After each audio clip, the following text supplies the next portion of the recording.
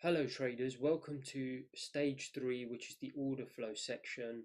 As with every stage, as we've been doing, let's just have a quick look and take stock of where we are, what we've learned so far, what's left to come, and where this section really is as part of your institutional approach to your day. You're going to know anyway, because obviously I've spoken many times about it, that order flow is obviously a very small part of your sort of prep for the day. And that should be obvious now why that is, because now that you've started taking this bird's eye view, you've been on the depth of market. You can see the depth of market is incredibly microscopic, and all the things that are happening on the depth of market. And at the end of the day, what is the depth of market? It's just the raw data. And what is the footprint? What is the cumulative delta? Well, as you'll see through the section, it's just different forms of the time and sales of the raw data anyway. So the point is, all of that stuff, the order flow, whilst it's incredibly useful, it's more useful the way that we will approach the market, i.e. building a hypothesis for the day, looking at this big holistic bird's eye view. It's really more just for fine tuning, and I've kind of hinted at this in the entry versus exit section that I did in stage 2. And I've said that, unfortunately, and you can probably see it now, the focus of most traders is in completely the wrong place. Whilst this is obviously it's important, if you can get this and this right, the 90%, I'd take that any day over, not obviously sloppy is a strong word, but not paying much attention to entries. I'd much rather have obviously my context and my hypothesis strong, and yet maybe be a bit loose with entries. And I think that's the perfect combination, because I've spoke about it many times. The market is by no means going to give you the perfect opportunity, especially at that microscopic level.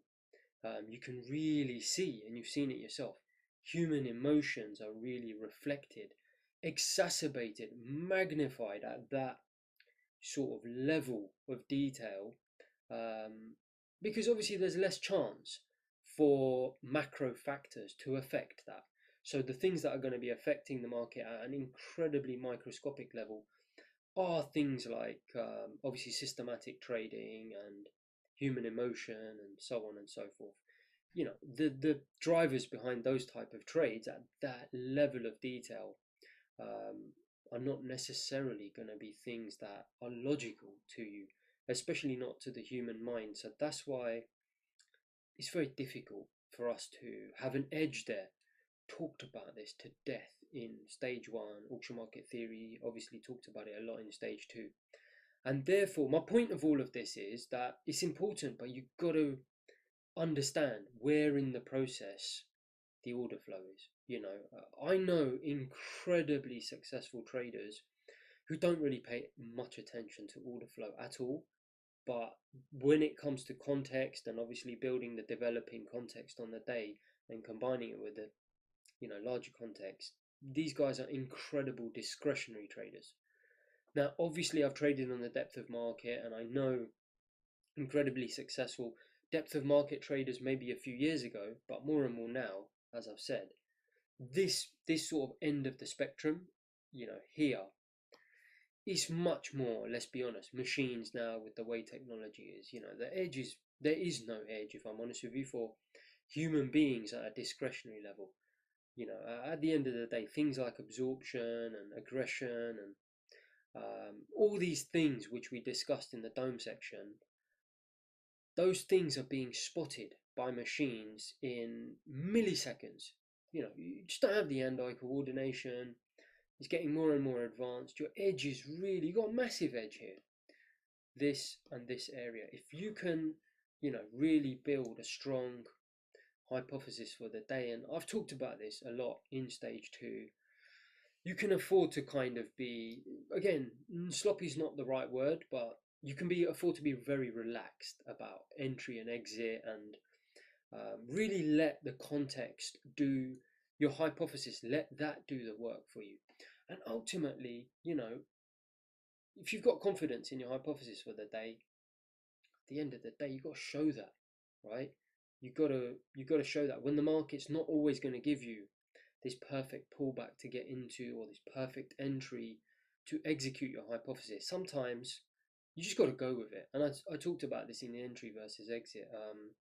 And I thought it was important that obviously I highlighted that again at the start of this section, that look, I've talked incredible detail about order flow, right? I've done a whole foundation course on it, which was necessary because you needed to see how is the volume profile built basically from scratch, and it's giving you an incredible understanding. How is the VWAP built? What is the VWAP? It's based on market orders. You needed to know the market orders, but you've got to be really careful with order flow, that you recognize it for what it is, that it is just fine tuning.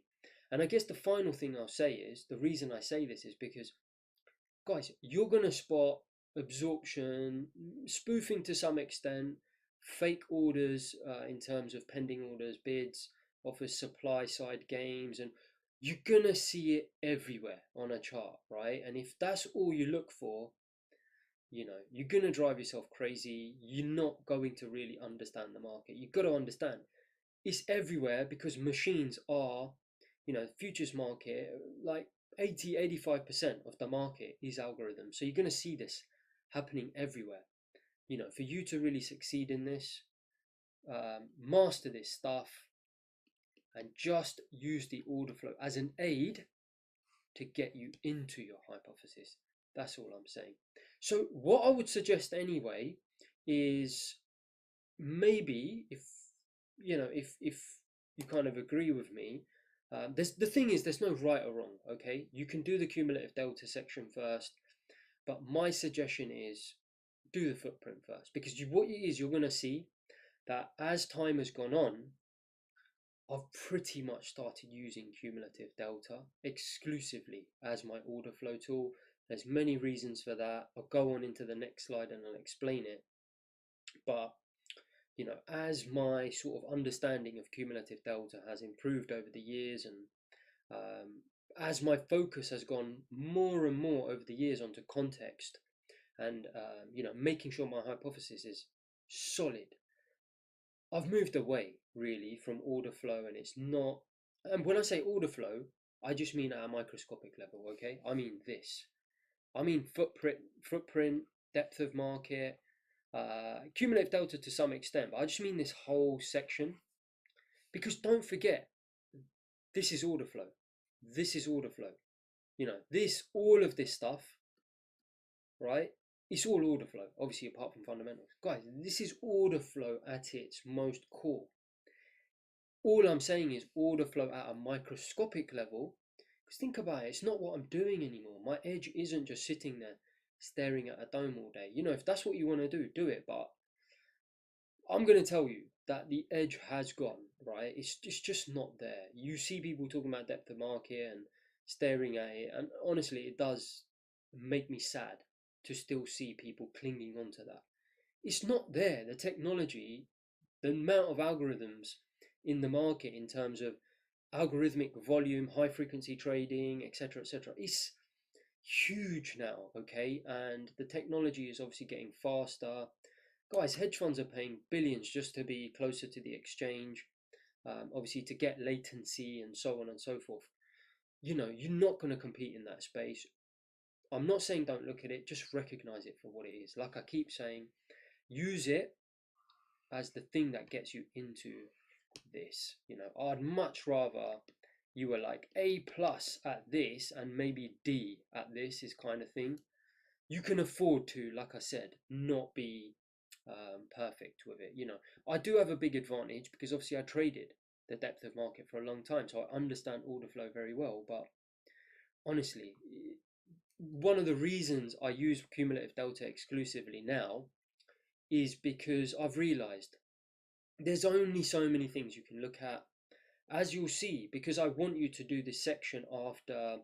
Let me just have a look at the list of things that I've put together for you. So obviously the ideal place you're going to be doing this is after task 4, 2.6, the dynamic versus static value, part 2. So you've started building some basic hypos. I want you to introduce cumulative delta into that. And what you'll see when you go on to do all the VWAPs, the multiple time frame VWAPs, is that there's so many things you're looking at. You know, you want to chuck footprint on there, you want to chuck XYZ. It's just too many things. And at one point, you have to say, all right, you know, how can I look at the order flow, cumulative delta, without having to necessarily take up so much space and me having to focus on it all the time? And you'll see cumulative delta allows you to see what's going on the footprint, to see what's going on in the dome, but in a little box on your chart. It's unbelievable. I love this thing. And don't get me wrong, you know, I've got the footprint on the side. I'm just saying that, you know, more and more I'm finding myself really, sometimes it's minimized and I won't even look at it and I'll even forget that it was even there. Because like I said, if I've got my 90% solid, I'm using cumulative delta to fine tune, as you're going to see. Do I really need any more? No, sometimes it's nice. Don't get me wrong. I've used obviously depth of market and footprint extensively with this stuff.